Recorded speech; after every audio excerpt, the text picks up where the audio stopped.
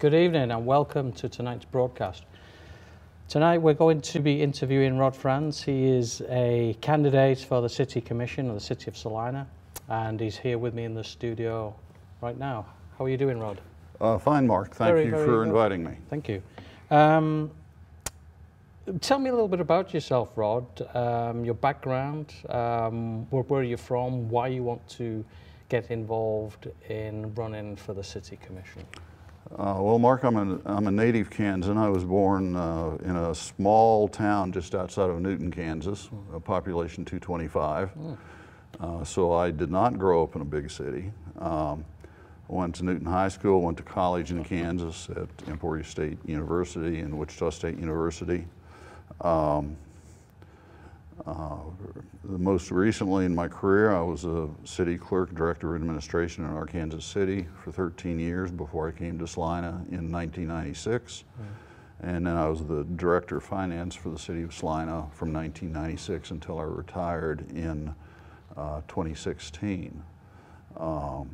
Raised my family here. I have two sons. After I retired, I enjoyed being out of the industry for a while. Did a little traveling, did a little recreation, but I find myself wanting to, give something back to the community that provided a great place for me to live and raise my family. And I think I have things to contribute that are valuable. I have background and knowledge that I think can be useful. I want to listen to people. I think that's a skill that is sorely needed these days.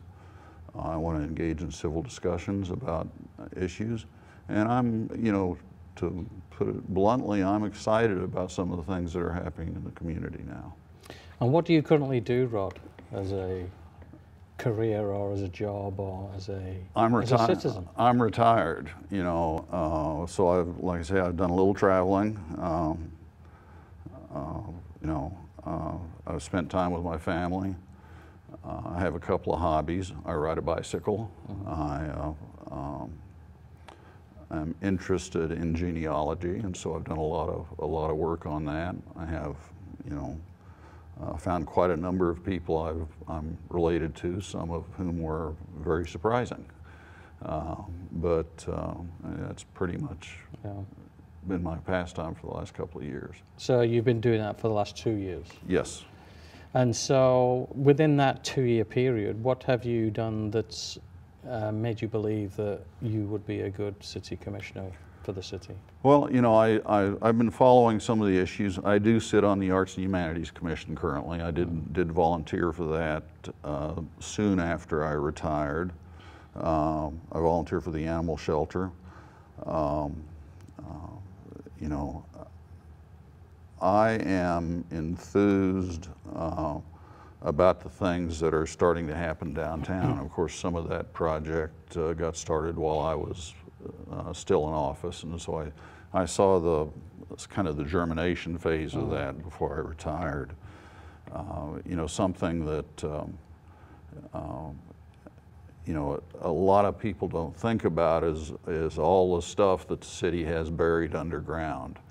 And those facilities in downtown were very old. I was told some of the lines were 100 years old, and that created problems for many of the downtown businesses. And so when we go in now and are replacing those, that's a 100-year investment probably. And I think it's great we're doing that. I think it will add a lot to the community to have that done. So why have you specifically filed as a candidate for a seat on the city commission? I'm interested in giving back to the community. I think I have something to contribute, and I intend to do that one way or another. And this was one way that I was interested in pursuing. Do you have any specific projects or specific interests that you want to pursue within the city?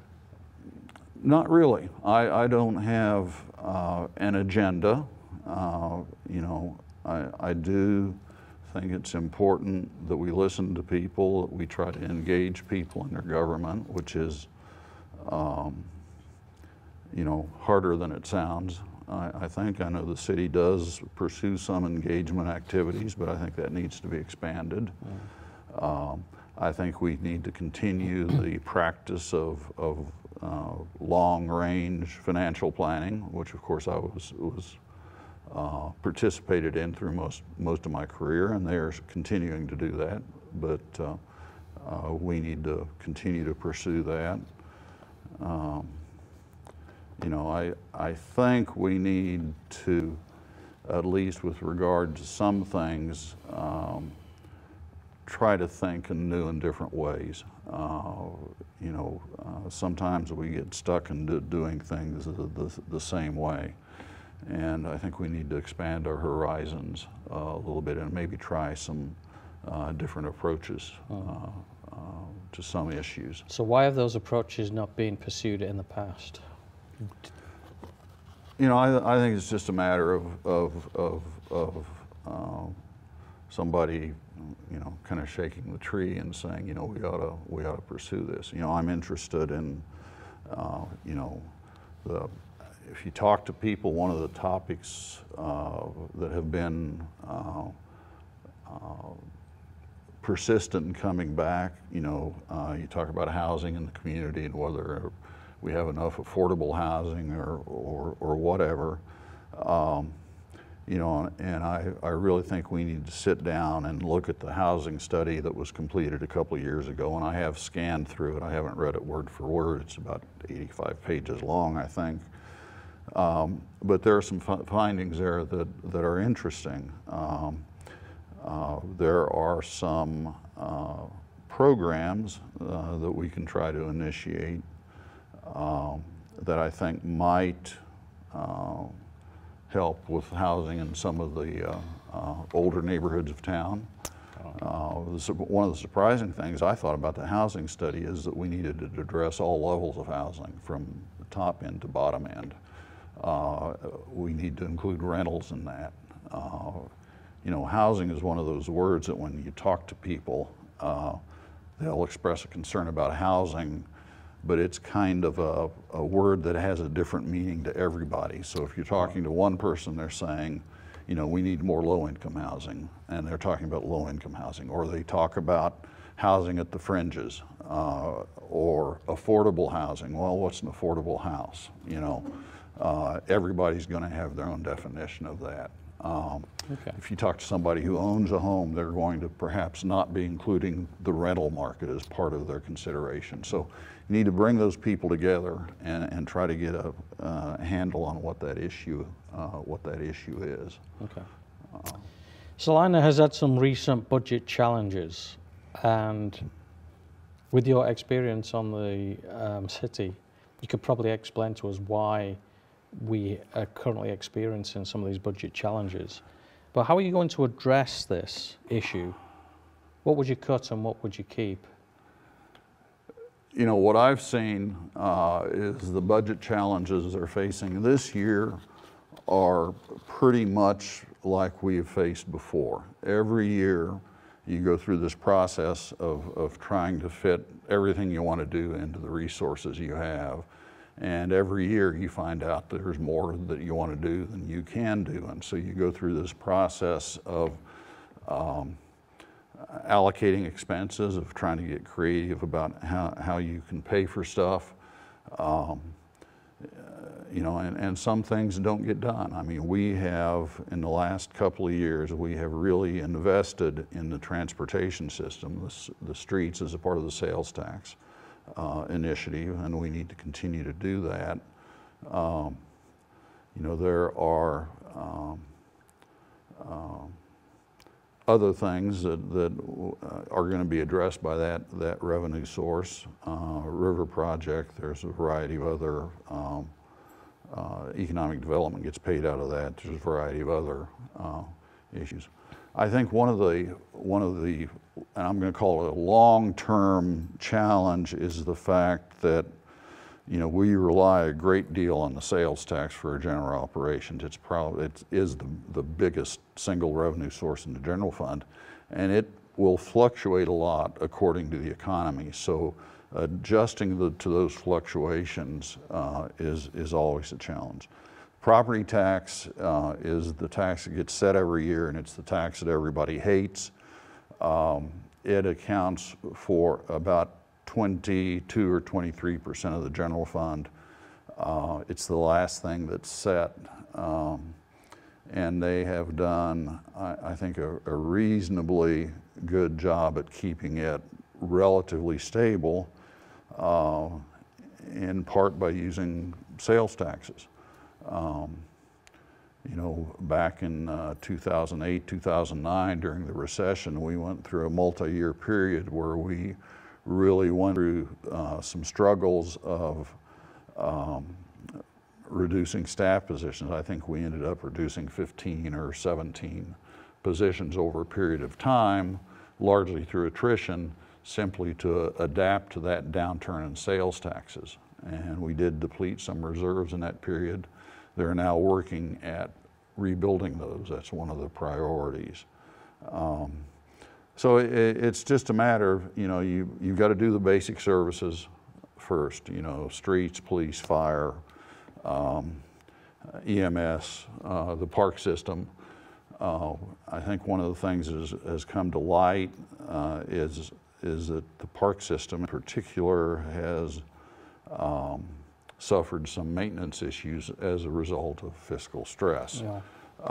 And when that happens, then you find yourself in a catch-up position. So, you know, those are some of the challenges we're going to have to face. And we, you know, the bottom line is taxes pay for this, by and large. You know, obviously the utilities, you have user charges and so on. But the bottom line is you either have to reallocate it from other sources, or you stop doing something, or you change the tax structure to accommodate it. And all of that has to be a part of the discussion. And what would be your preference? Would it be to adjust the tax structure, or would it be to cut services, and where would you cut them? You know, I don't, you know, absent specific issues, I don't know that I'm ready to address that, because we do a lot of important stuff. Yeah. You know, and you know, some of the stuff we do don't have cheerleaders. You know, fixing water lines in the wintertime doesn't have a cheerleader. It's just something that has to be done. You know, a lot of times, you know, law enforcement doesn't have a cheerleader. Sometimes they do, depends on the circumstance, you know. Parks Department, if you don't, I see very few people coming to the City Commission demanding better parks, you know, or saying we need to spend more on that, until they have somebody directly involved. You know, they have a child, a grandchild, and then suddenly it becomes more important. So you have to weigh all those things, and it's a challenge sometimes. How would you then address the cause of volunteerism within the city? You know, in this organization, in the Salina Media Connection, mm-hmm. we have been subject to multiple years of cuts. Yeah. And we rely more upon volunteers yeah. to keep the organization going. And there are a lot of people within this city that would love to volunteer, but yeah. Don't necessarily know how to do it. Yeah. And they're not necessarily recognized for doing it. Yeah. So what could the city do in order to invoke volunteerism, in order to support some of those? You know, I think volunteerism has some potential. For example, for some things, Smoky Hill River Festival has scads of volunteers that makes that happen. Scads means a lot. Yeah. There are some things we do that do have volunteers. There are some things we do where volunteers are maybe not a good solution. I don't want a volunteer police officer coming to my house to, you know, get the bad guy out or whatever. You know, sometimes you need people who are specifically trained and focused on especially what they do. The same thing is true of firefighters, of EMTs. I know that a lot of communities use volunteer EMTs or they're just paid on a per call. But, I want somebody, when I have heart pain, I want the guy who does that to know what he's doing. Same thing holds true for, you're not going to get a volunteer to stand in water up to his waist in freezing temperature trying to fix a water line. I just don't think that would ever work. So yeah, there are some applications, but I think we need to deal with those judiciously and make sure that, the services are going to get provided, it's going to get provided in a safe way, and it's going to get provided in a way that actually does benefit the people who receive the service. Oh, okay. We do have, we do have a lot of voluntary services, back in Europe. Mm-hmm. Police forces have a special constabulary, for instance, that, they don't get paid. Right. The army, has, a voluntary sector, and other parts of, city functions. Mm-hmm. So it can work, and it does work in certain parts of the world. And I just wanted to know what your views were to try and emulate some of those models in our city. Yeah, I would have to look at those situations, but as I say, I think we need to do that very carefully. Okay. So what is your plan to help address the income gap in Salina? By income gap, I presume you mean the difference between higher income and lower income. Correct. Individuals. I think probably the most important thing the city can do is make sure that the economic development program we pursue focuses on jobs that pay living wages or better. And I know in recent years that has been the case. They've tried to focus on that. And for example, the One Vision announcement that was just made, those jobs supposedly will be being paid at a level that's quite a bit higher than the median in Salina. I do think that we probably do reflect national trends in that there is a widening gap between the higher wage folks and the lower wage folks. So your preference is to bring people up rather than tax people down? I don't know as a city that we have the ability to tax people down. Most of our taxes are set to be either proportional to property value or proportional, sales taxes proportional, of course, to what you buy. You will, I've been in the finance business a long time, and you will have people argue all day long about which tax is best and which tax is worst in relation to income. But what we have is what we have. We don't have in Salina, Kansas, the ability to impose an income tax that is simply not permitted. The state doesn't permit us to do that. That is graduated by income or anything like that. We are pretty limited in terms of what we're allowed to do in that way. Good. So it seems as though that we have to lift people up in the city then. Well, and lifting people up is a great thing to do. Of course. Housing is one of the main issues in the community today, Rod. So how should we address the housing issue that we have in Salina? It's been one of the things I've been really frustrated about, and I'm trying to educate myself on the full scope of the housing issue.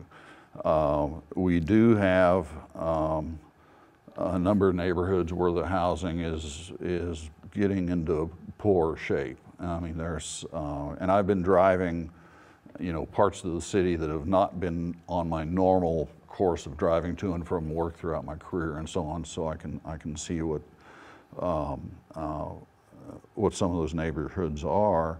And we do have issues with poor housing in some parts of the community. But what I find interesting is in those same neighborhoods, there's also some housing that looks fairly nice. I mean, so it's kind of a mix. And what we need to do is find a way in those neighborhoods, you know, to encourage people to maintain their property, whether they own or in the case of rentals, of course, the landlords would be responsible for that. We need to encourage redevelopment in those areas to the extent that we can. You know, other parts of the community, obviously, if we have people demanding housing at the fringes, we're not going to get anywhere by simply denying that. We have, over the past several years, had primarily the private sector with federal government help in some cases through tax credits and so on, build some lower income housing, subsidized housing locations. You know, the old Roosevelt Lincoln School, the Hawthorne School site has been done. Now the Lee building is underway, although Lee is going to have some market rate apartments too. Those are all things that happen, and they don't happen entirely from the city's perspective. A lot of times it involves participation from the private sector in things. You know, I looked at a realtor site a couple of weeks ago just trying to see how many homes might be available for sale in Salina, and I think I used a cutoff of 120,000 as being the maximum price, and there were 70 homes for sale. Now they were all under 1,200 square feet. Yep. You know, they were in certain parts of the community. They were concentrated, basically west and north. I didn't see any there that looked like fixer-uppers. You know, they were all, you know, in reasonably good condition, looked to be well maintained. But I think when people talk about needing affordable housing, a lot of times that incorporates more than just the cost. In other words, they want a home that meets certain criteria. It might need to be a certain size, a certain number of bedrooms. It might be to be in a certain school district. In other words, they want their kids to go to this school as opposed to this school. And they may want to be in certain neighborhoods. And so what you have is a word, affordable housing, that means more than just the dollars that you're going to be expected to pay for it. It also includes a lot of other things. Yeah. And to really address that whole issue, we need to understand what it is we're talking about. So you talk about some areas having a wide variety of different types of housing, some high quality, some low quality. What would be your plans to try and bring back some of the pride back into those neighborhoods? Would you look at maybe having competitions in order to try and drive up the look of the neighborhood? Would you develop parish councils, for instance, in order to get more people engaged, in order to solve some of the local problems? What would you do specifically? You know, I think there are things we can do to encourage construction of new homes on vacant lots. You know, there's been there are some nonprofit groups who engage in some of that. Okay. To be honest with you, I don't understand enough about those to be able to really. You're talking about Habitat for Humanity? Habitat's one. There's community housing development organization, I believe is what it's called, right. CHOTA, and they. I'm not fully familiar with the way they work, but I do know that they have engaged in rehabilitation of some housing on a private basis. Okay. The city has been talking about land banking, which is the idea of you accumulate in at least some neighborhoods You know, if a property's been abandoned or the house has been has deteriorated to the point where it needs to be condemned and taken down, and you try to move those sorts of properties into a land bank that then is available for others to come in and develop new structures. Or conceivably, you know, maybe the city could do that also. All of that I don't think has been a part of the discussion yet, but it's certainly something that I'd be willing to talk about. You know, one of the things that you know, it gets my attention is when someone says, "Oh, it's a problem everywhere." And to be honest, a lot of communities have problems with housing. A lot of communities have problems with economic development. A lot of communities have problem with, I don't know, childcare systems or whatever. But just because it's a problem everywhere doesn't mean we shouldn't be trying to address it in whatever way we can. And some things might work and some things might not. And we have to be willing to take our lumps if they don't, and move on, you know. Yeah, I think we have a shortage of ideas within the city. Yeah. It needs to be addressed. You know, I have talked to some people, and I am encouraged that at least some people are starting to think in new ways. Good. And I hope we pursue those. Well, the land bank, for example, has been reasonably new here. Yeah. It's been done in other places, yeah. But I hope we pursue that, yeah. and make it work. So the Salina population has been declining over the past few years. Why is this occurring, do you think? And do we need to reverse this trend? You know, one of the things that I would like to do is try to engage people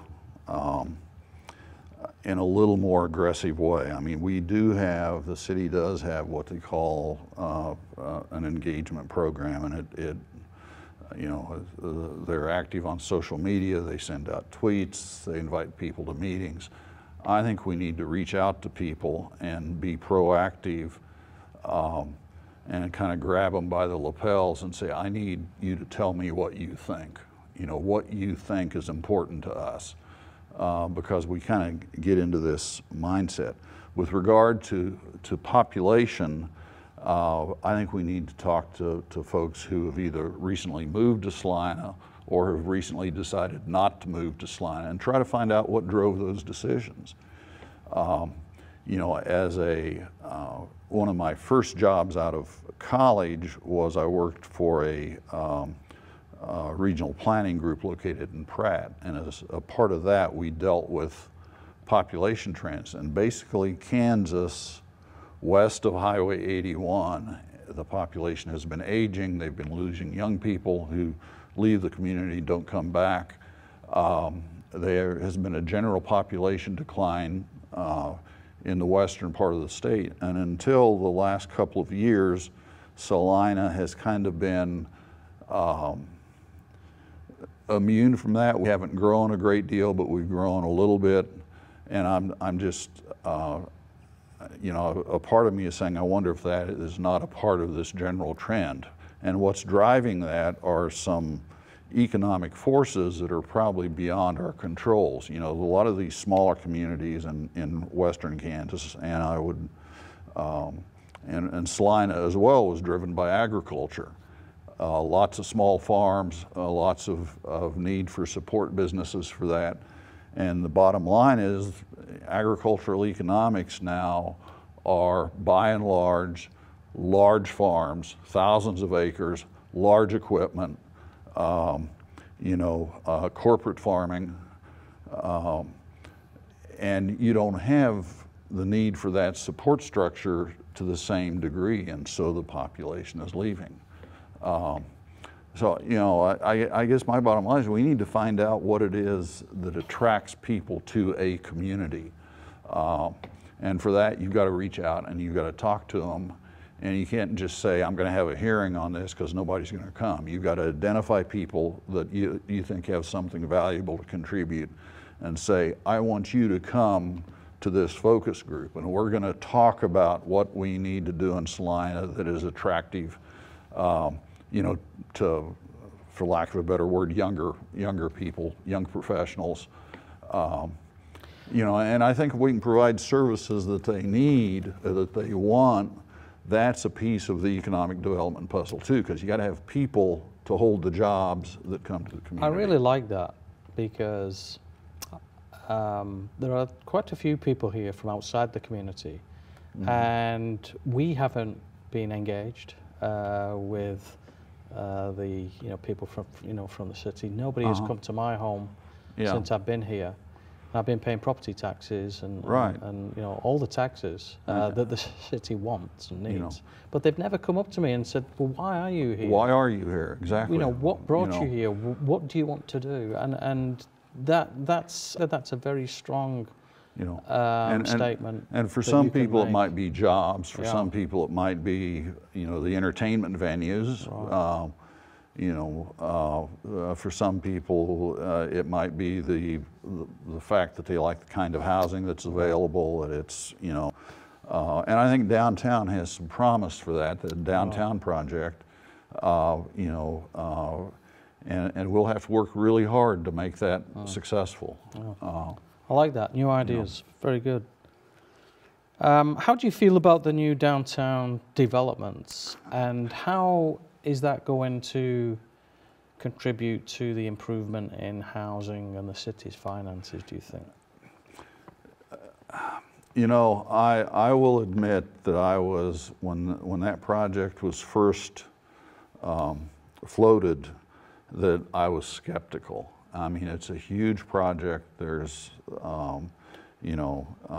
lots of different pieces that have to be coordinated together to make it all work.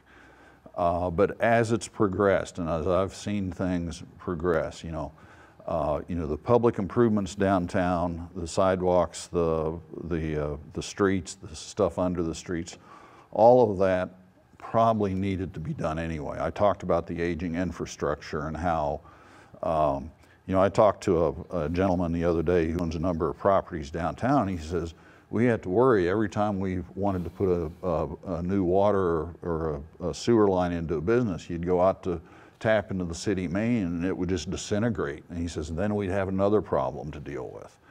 And of course, all of that has now been replaced, or is in the course of being replaced in the case of the streets. I think it will be attractive. Some people will probably not like the designs. That's a given. But I think it does provide an infrastructure that will support, modernizing some of the buildings downtown, and some of that has been done. And I know there are people who are working on other pieces. And of course, once the streets are done, then you'll start seeing hopefully some of the other developments. I think that it is. I was very gratified to see some of the private developers step forward and issue what's called subordinate bonds to back up the primary financing mechanism, which limited the public risk to the project. I mean, I think that was very, that is kind of when I turned the corner and became a supporter. Some of the specific improvements, I hope the alley's successful. I hope the field house is successful.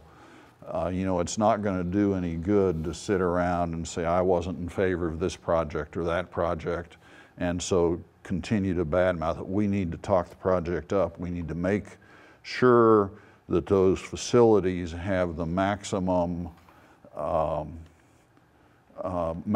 they can maximize their potential for success.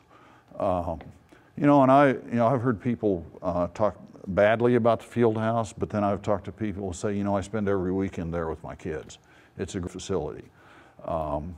When I moved to town in 1996, there were still people at that time who were calling what was then the Bicentennial Center, now it's Tony's Pizza Event Center, and saying it's a white elephant. That was 20 years after it was built.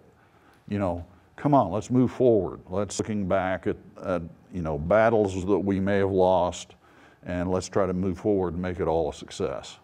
Excellent. Every city, Rod, is pursuing economic development. Yes. Yet many medium-sized communities are facing multiple challenges related to it. What's your vision on how Salina should do it? You know, I think, you know, there's a traditional approach to economic development, and I'm not saying that we need to stop doing that, but it consists of going out and trying to recruit companies to move to town. You know, some cities have paid out large cash incentives or other incentives, you know, and I don't think we need to give that up, but I'm not convinced it works all that well. I mean, there have been any number of situations where, you know, there's lots of incentives and a year or two later the company is either shutting down or rolling back because of economic conditions. That's what drives a business, and we can't really do anything about that. I think we need to sell, identify and sell our some of the things and ways in which we're unique, and part of it goes back to my prior statements of identifying services, quality of life services that we might be able to provide that make the city attractive to people. The other thing is, you know, take advantage of you know, what might seem at first to be disadvantages. The Asbury Hospital building is being rehabbed, a part of it is, but we need to deal with what is done with the rest of it, whether that be turned into, partially demolished and turned into housing or whatever. That could be an asset to the community. You know, I'll have to admit that I don't really know what's going on with the St. John's Military School situation, but they are apparently closing down. And that facility, it's a tremendous facility. It's got dormitories, it's got classrooms, it's got office space. It's on a campus that I think we need to start thinking about how that might be utilized to benefit us in the future. We have a marvelous facility in the Airport Authority in K-State Salina and their aeronautics program. Of course, that ties into the one vision folks locating here was the availability of those facilities. So I think there's a lot of things that we can try to focus on to move Salina forward. Some of them might not work, you know, lick our wounds and move on, you know. Okay.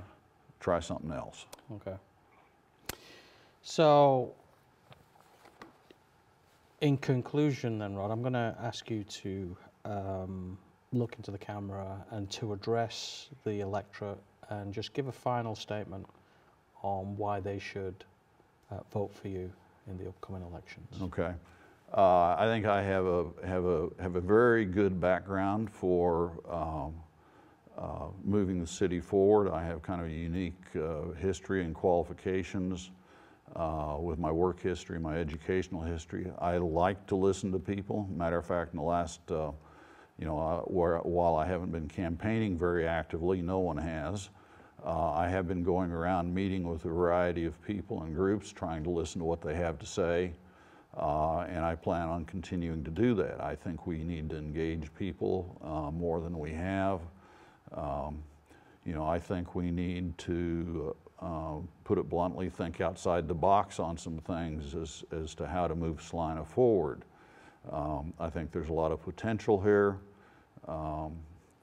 And, you know, I'm looking forward to doing my best to make that happen over the next 2 or 4 years or whatever it turns out to be. Thank you very much. Thank you, Thank Mark. you, Rod. Thank you very much.